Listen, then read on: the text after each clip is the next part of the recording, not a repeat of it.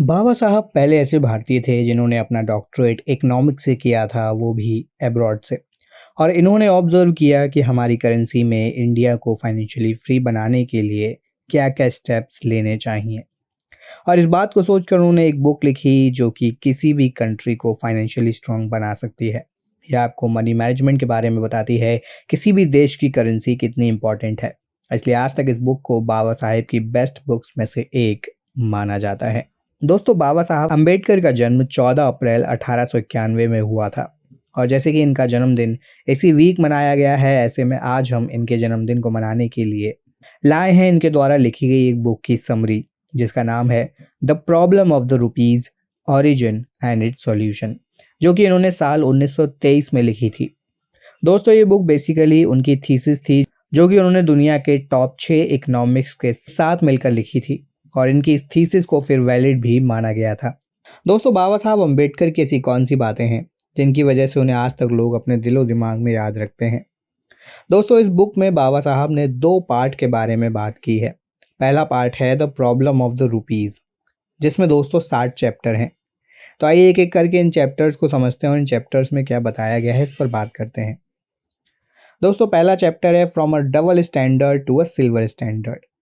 इस first chapter में उन्होंने ये बताया है कि कैसे उस टाइम में गवर्नमेंट ने सोने के सिक्कों को हटाकर उन्हें सिल्वर कॉइन से रिप्लेस कर दिया था, और बाद में वो सिल्वर करेंसी में धीरे धीरे पेपर नोट से बदल गया था।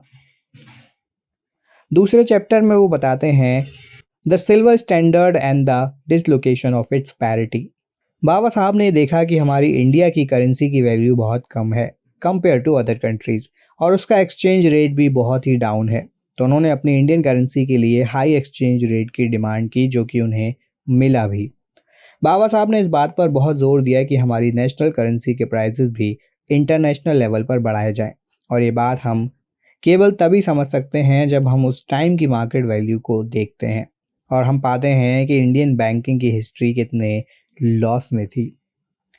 तीसरा चैप्टर दोस्तों तीसरे चैप्टर में बात की गई है the silver standard and the evils of its instability.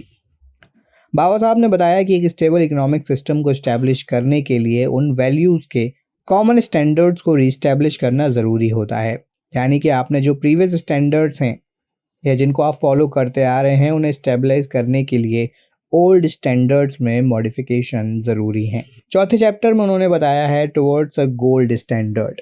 यहाँ बाबा साहब ने बताया है कि इंडिया में मुगल्स के टाइम पीरियड में उन्होंने कॉइन सिस्टम स्टार्ट किया, और उस टाइम पर प्राइस डिस्ट्रीब्यूशन कैसा रहा था, इस बात को उन्होंने बहुत ही सिस्टमैटिक वे में स्टडी किया।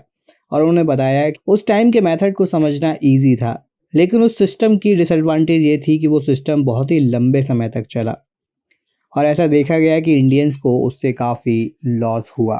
फिफ्थ चैप्टर में बात की गई है from a gold standard to a gold exchange standard. Baba Saheb Ambedkar ने हर पॉसिबल वे से कॉइन और रुपी को कंपेयर किया और बताया कि ब्रिटिश रूलर्स के टाइम पर इंडिया 3 प्रेसिडेंसीज में डिवाइडेड था। इसलिए ब्रिटिश गवर्नमेंट ने मुगल टाइम के सबसे पॉपुलर पैरेलल स्टैंडर्ड को डबल स्टैंडर्ड में चेंज कर दिया, और उन ऑथोराइज स्टैंडर्ड्स को POGDA, रुपी और मोहर में बदल दिया। छठे चैप्टर में बात की गई है stability of the exchange standard. यहाँ पर हमारा पर्पस था कि केवल एक स्टैंडर्ड को नॉर्मलाइज किया जाए, जिससे कि लोगों को इसे समझना आसान हो और वो अच्छे से इसे फुलफिल भी कर पाएँ। किसी भी कंट्री का स्टैंडर्ड किसी भी नेशन से बहुत ही डायरेक्टली रिलेटेड होता है, क्योंकि विदाउट स्टैंडर्ड्स कोई भी कंट्री सिस्टमेटिक वे में वर्क ही नहीं कर सकती है। इसी के बारे में दोस्तों इस चैप्टर में डिस्कस किया गया है। सातवां चैप्टर है a return to the gold standard. Finally दोस्तों आखिरी चैप्टर में उन्होंने बताया है कि कैसे किसी भी नेशन की इकोनॉमी को बढ़ाने के लिए वहाँ की करेंसी और एक्सचेंज मेथड कितने ज़रूरी होते हैं, और कैसे केवल इन दोनों चीज़ों को एक्सचेंज करके किसी भी नेशन की इकोनॉमी को स्ट्रॉन्ग बनाया जा सकता है। दोस्तों, बाबा साहब ने यह भी बताया है कि किसी भी गवर्नमेंट को उनके फाइनेंस को कंट्रोल करने के लिए अपने एक्सपेंडिचर को स्टडी करना ज़रूरी होता है, और उन्होंने 3 पैरामीटर्स भी इसके लिए दिए हैं जिसके बेसिस पर ये स्टडीज़ होनी चाहिए।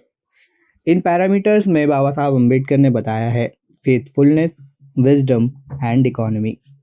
और अपनी ऐसी ही सोच और देशभक्ति के कारण वो लगातार सोचते रहे, और उन्होंने कई साल बाद एक आइडिया प्रेजेंट किया था जिसका नाम था द हिल्टन यंग कमीशन। और आपको जानकर हैरानी होगी कि ये आइडिया वही था जिसके बिहाफ पर reserve bank of India establish हुआ और आज भी उसी के प्रिंसिपल पर वो काम कर रहा है। दोस्तों, बाबा साहब ने इस बुक में एक और पार्ट भी बताया है जो है history of Indian currency and banking, जिसे उन्होंने 1947 में पब्लिश किया था। इस पार्ट में भी उन्होंने 6 चैप्टर बताए हैं जो कि हैं discount rates in India, fall of the rupee sterling exchange, relative values and relative production of gold and silver, prices and wages in India and England 1873 to 1893, monthly fluctuation of the rupee sterling exchange, comparative price levels Indian and foreign from 1893 to 1922। तो अगर आप भी दोस्तों इन points पर एक video चाहते हैं तो हमें कमेंट सेक्शन में कमेंट करके ज़रूर बताएं। इस वीडियो में इतना ही। वीडियो इन्फॉर्मेटिव लगा हो तो लाइक और शेयर ज़रूर करें। ऐसी ही और भी वीडियोस देखने के लिए चैनल को सब्सक्राइब ज़रूर करें।